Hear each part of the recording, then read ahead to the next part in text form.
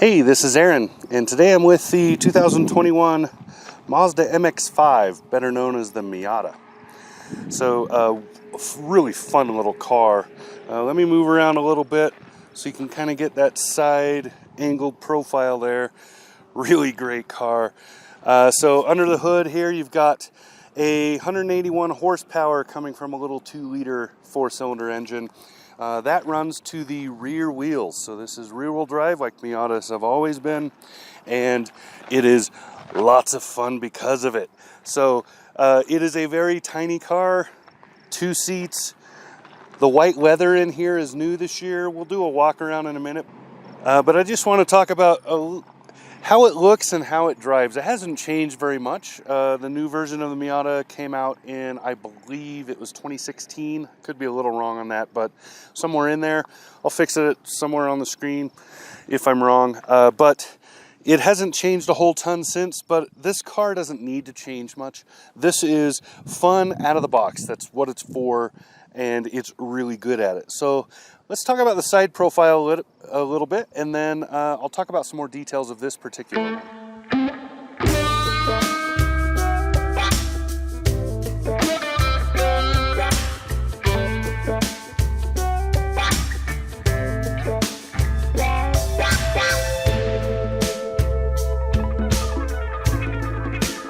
Here it is from the side. You can see it is convertible. This is the hardtop convertible, so the top does its own thing. I'll show you a video of how that looks. But yeah, it goes up and down. You can also probably see that white leather interior a little bit better from here. And the 17-inch wheels, which are beautiful wheels, very airy and light looking, and those are high-performance tires on this. You can also get it with all-season tires if you want to. It has just a great profile, so this is pretty classic. Let me walk in and give you some perspective. So you can see how tiny it is compared to me. I'm 6'3". I most likely outweigh this car. Anyway, look at the lines on this. Just follow them. It's got the kind of shark nose that the MX-5 has had most of its lifespan. And then you can see these are very accentuated haunches up front to accentuate that steering. And it dips a little bit and then crowns slightly in the middle, but mostly it dips, which is unusual for a sports car, because most sports cars, they want to emphasize the engine. This car wants to emphasize the short wheelbase and those rear tires. So you see how it flows along and it kind of dips a little bit. Classic Coke bottle going on right there. And then it flares a lot right here. That huge flare, and then these little mudguard things. Those really accentuate the rear-wheel drive for this car. So you end up with that going on, and then this roof tilt coming down. It's a pretty classic coupe shape. So pretty classic sporting coupe shape. So that you end up with this well-defined trunk, which almost, but not quite, indicates it could be mid-engine. It's not, but this is a common thing, roofline and stuff in Lotus. You'll see it in, who else does that? Alfa Romeo 4C. You'll also see it in some of the older and smaller Lamborghinis, things like that. So it's a very classic look. You see this same sort of thing on most iterations of the Corvette in the last 2 or 3 generations. So really nicely done. You can see there's very little overhang in the back, almost none in the front. There's more than it looks like there is, but that's because of the shape. It's that shark nose that kind of curves like this. I can't find words. So a wonderful shape for this car. Now, drive quality is really good. So one of the things that Miata has always been known for is the ability to just feel fun every time you drive it. And this always feels fun. 6-speed manual transmission in this one. You can get an automatic. Not sure why you would, but you can. Rear-wheel drive is the only option. There is no all-wheel drive for this. And again, don't know why you'd want that. It might make you feel better in bad weather, but if it's bad weather and you can't drive this rear-wheel car in it, you don't need to be driving. That's kind of the spirit of this. This is nobody's primary car. Most people are going to have this as a secondary fun car, and they'll have something else that is their primary car. That's what you take out, you know, in the bad weather and potentially ding it up. So wonderful, wonderful setup. I really like this car. So I'm not going to show you the trunk because the trunk is kind of irrelevant. It's tiny, tiny. I don't remember the number, but I think it's slightly over 2 cubic feet. It's puny. You can get a carry-on in there. How's that? Maybe 2 of them if you really stuff them. You know, act like you're in the back rows of the airplane and just shove it in there. That's the only way it's gonna work. So let's talk about the interior a little bit. So before I get in the car and completely block the view, I want you to get a load of this white leather. This is new this year.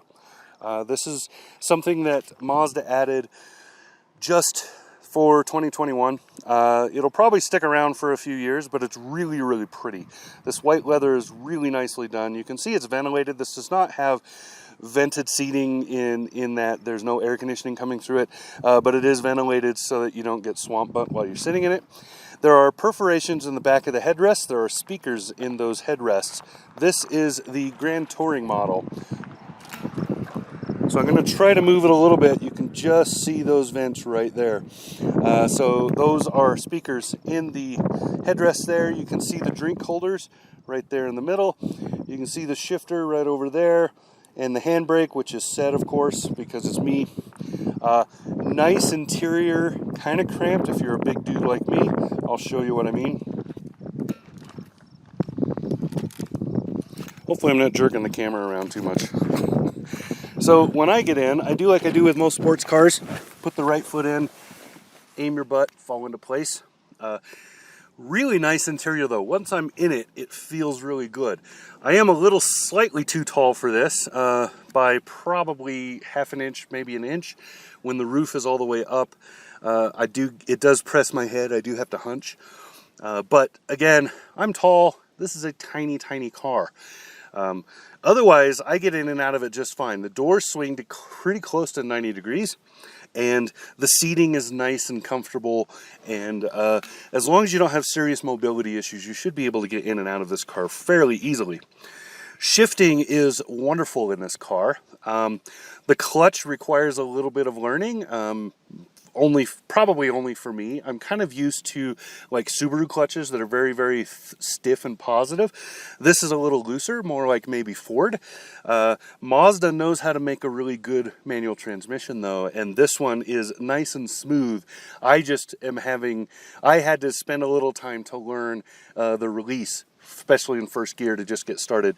I had to learn the release. You can be much softer on this one than you can be in other cars, so a little slower release instead of that plop like you would have in a serious sports car. Nobody in their right mind would ever call a MX-5 Miata a serious sports car. It's a fun sports car. There are people that race these. I think they're crazy, but whatever. I think this car is lots of fun to drive. The name of this particular package, Grand Touring, kind of names what this is for. This is a fun driving, long distance even car. This is a car that is fun to drive at all times. It's not meant to take checkered flags. It's not meant to smoke people with a light or whatever. You can do that, but it's not really meant for that. It is meant for having a good time on a long, nice drive. It's good at country roads. It feels really nice. You get lots of steering response. You get lots of return in engagement. So you feel the pedals, you feel the steering, you feel the car moving, but not so much that it jostles you constantly.